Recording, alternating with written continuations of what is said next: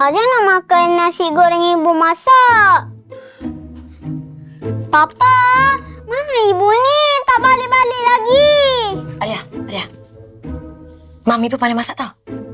Apa kata Mami masakkan tu, Arya? Okey? Ya ke Mami pandai masak? Tak pernah pun Mami masak apa-apa untuk Arya. Arya, itu kan dulu. Sekarang Mami dah pandai masak. Mami buatkan untuk Arya, okey? Tunggu sekejap.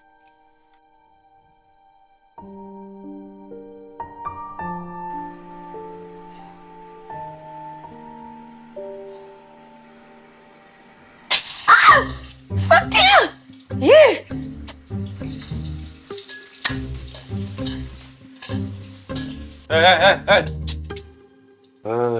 Tak payah nak gigil sangatlah. Belum tentu sedap pun. Kau pegang senduk pun tak pernah. I tengah cuba untuk berubah ni. Suami kena support isteri. Isteri yang tak macam isteri. Dan tak lama lagi, bakal... Stop it, Zam!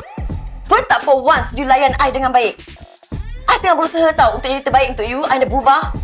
I ni bukan robot yang tak ada perasaan. You boleh kutuk, boleh hina suka hati you je.